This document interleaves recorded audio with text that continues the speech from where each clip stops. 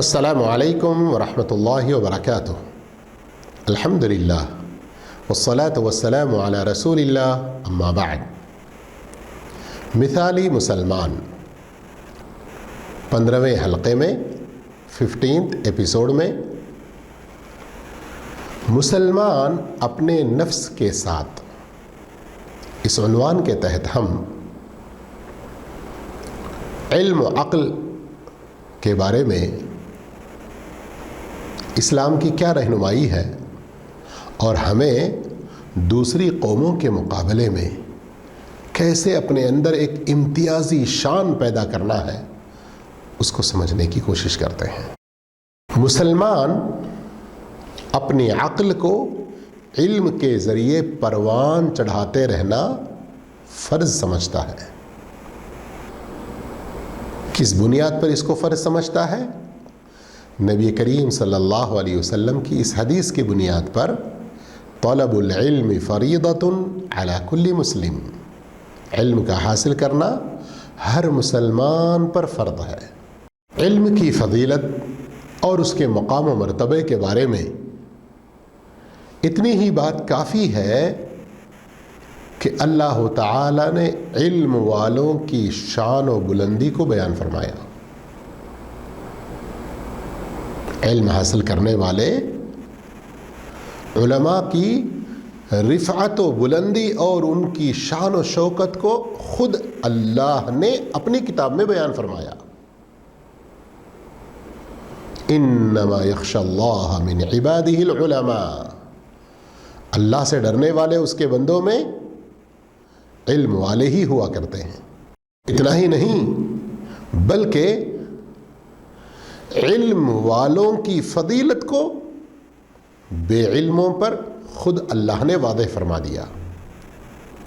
هل يستوي الذين يعلمون والذين لا يعلمون، کیا علم والے اور بے علم دونوں برابر ہو سکتے ہیں؟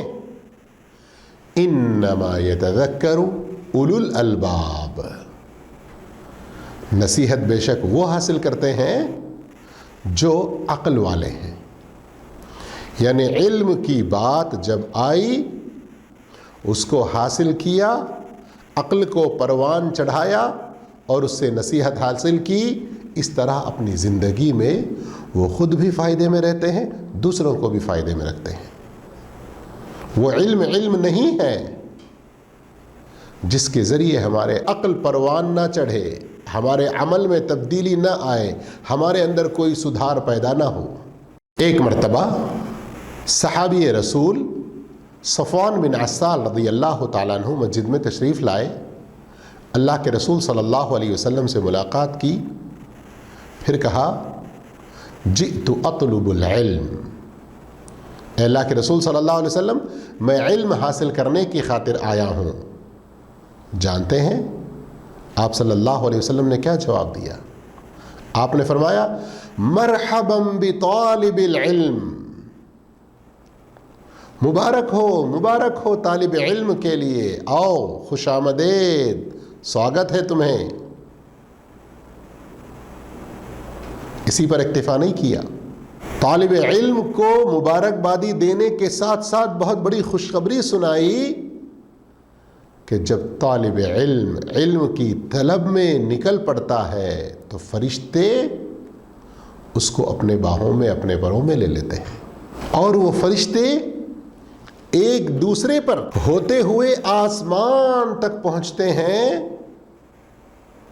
اس شخص کی محبت اور یہ شخص جس علم سے محبت کرتے ہوئے آگے بڑھا ہے، اس کی قدر کرتے ہوئے۔ اس معنی کی اور اس مفہوم کی بہت ساری حدیثیں ہیں، اس لیے ہم مسلم قوم کو علم میں کبھی پیچھے نہیں ہونا چاہیے۔ کب تک حاصل کرنا ہے یہ علم؟ 2-4 سال کوئی ڈگری، کوئی لیبل اپنے ساتھ لگنے تک بس نہ، یہ علم حاصل کرنا ہے ماں کی گود سے لے کر زمین کی گود تک، مہد سے لحد تک، ماں کی گود سے قبر میں جانے تک۔ جی ہاں، اور اس سلسلے میں سلف صالحین کی کئی ساری ترغیبی باتیں اور ان کے اس سلسلے میں قربانیاں بہت ساری ہماری تاریخ میں پڑی ہوئی ہیں۔ ایک مسلمان کو اللہ کے اس فرمان وَقُلْ رَبِّ زِدْنِ عِلْمًا، اے میرے رب میرے علم میں اضافہ فرما، میرا علم بڑھاتا رہا، تو مسلمان کچھ دن کے لیے علم حاصل کر کے خاموش رہنے والا نہیں ہوا کرتا، بلکہ وہ روزانہ مطالعہ کرتا رہتا ہے، پڑھتا رہتا ہے، سیکھتا رہتا ہے، زندگی کے آخری وقت موت تک وہ تعلیم حاصل کرتا رہتا ہے۔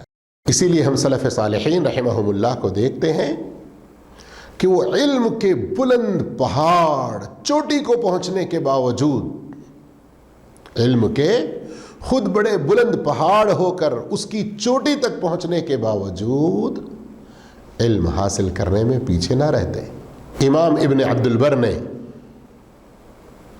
ابو غسان سے یہ بات ذکر کی ہے کہ لا تزال عالما ما كنت متعلما، جب تک تم علم حاصل کرتے رہو گے گویا کہ تم عالم ہو۔ فَإِذَا اسْتَغْنَيْتَ، جب تم نے سمجھ لیا کہ اب مجھے حاصل کرنے کی ضرورت نہیں ہے، میں تو عالم بن چکا ہوں، اب مجھے علم حاصل کرنے کی کوئی ضرورت نہیں، كُنْتَ جَاهِلًا، تو تم جاہل ہو گئے۔ چاروں مشہور اماموں میں سے ایک امام مالک رحمہ اللہ فرماتے ہیں جس کے پاس علم ہے وہ اور علم حاصل کرنا چھوڑ دے، ایسا ہو ہی نہیں سکتا،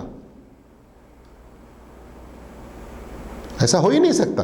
اور مشہور حدیث کے امام عبداللہ ابن المبارک سے جب پوچھا گیا الی متی تطلب العلم، کب تک تم علم حاصل کرتے رہو گے، کیا جواب دیا انہوں نے؟ فرمایا حتی الممات، موت تک۔ پھر آگے فرمایا شاید ابھی مجھے علم کی وہ بات ملی ہی نہیں جس سے میں خود فائدہ اٹھاؤں اور اس کو میں قلم بند کر لوں، لکھ لوں۔ مجھے نفع دینے والی اور بہت سی باتیں رہ گئی ہوں گی، مجھے حاصل کرتے رہنا چاہیے میرے اپنے آخری دم تک، یہ ان کے کہنے کا مقصد۔ تفسیر کے اور دوسرے بہت سارے علوم کے ماہر امام فخر الدین رازی رحمہ اللہ، ان کا جو علمی مقام تھا، علم میں جو وہ چوٹی کے بلند پائے کے عالم، جہاں وہ جاتے لوگ تو لوگ علماء دیوانہ وار ان کے پیچھے جمع ہو جاتے۔ امام فخر الدین رازی رحمہ اللہ کی وفات 606 میں ہوتی ہے۔ ان کی زندگی میں بہت سارے ایسے واقعات ہیں جو ہمارے لیے قابل عبرت ہیں۔ ان میں سے ایک واقعہ، ایک مرتبہ وہ مرو شہر گئے،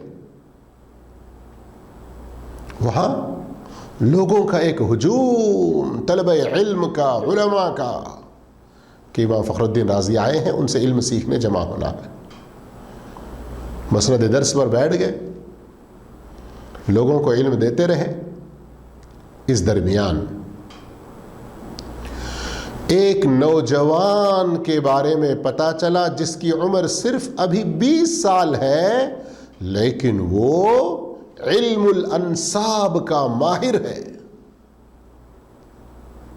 اور امام فخر الدین رازی اس علم کو پختہ طور پر جانتے نہیں تھے۔ امام فخر الدین رازی رحمہ اللہ نے اپنے درس کے بعد اس نوجوان سے گزارش کی کہ اللہ نے تمہیں جس علم میں مہارت عطا کی ہے وہ علم مجھے بھی سکھاؤ۔ پھر کیا کیا؟ اپنے مسند درس پر اس 20 سالہ نوجوان کو بٹھایا اور اس کے سامنے خود زانوئے تلمذ طے کر کے اس سے علم سیکھتے رہے۔ قصہ لمبا ہے کہ اس نے وہاں اس مسند درس پر بیٹھنے سے انکار کیا، امام صاحب نہیں مانے، کہا کہ اس علم میں تم میرے استاد ہو، اگرچہ کہ دوسرے کئی سارے علوم میں میں ماہر ہوں اور میں تم سے عمر میں بڑا ہوں، لیکن اس علم میں تم میرے استاد ہو۔ اللہ اکبر. کیا امام فخر الدین رازی کا اپنے مسند درس پر اس 20 سالہ نوجوان کو بٹھا کر اس سے یہ علم انساب جس کے بارے میں وہ نہیں جانتے تھے سیکھنے میں ان کا اپنا کوئی مرتبہ کم ہوا؟ ان کی اپنی کوئی بے عزتی ہوئی؟ نہیں، علماء میں تو ان کی اور شان بڑھ گئی. ایسے سلف صالحین میں، محدثین میں، علماء عقیدہ میں بہت سارے واقعات ہمیں ملتے ہیں. ان سے عبرت حاصل کرنا چاہیے. علم کے میدان کے شہسوار ہمیں بننا چاہیے. اپنے سلف کے ان واقعات سے ہمیں سبق سیکھ کر ہمیں بھی علم میں اس قدر پختہ ہونا چاہیے کہ ہمارے پیچھے آنے والے ہم سے سیکھتے رہیں. اللہ مجھے، آپ کو، سب کو نیک توفیق عطا فرمائے. آگے 16ویں قسط میں اسی علم کے بارے میں کچھ اور باتیں ہوں گی. انتظار فرمائیے. تب تک والسلام علیکم ورحمۃ اللہ وبرکاتہ.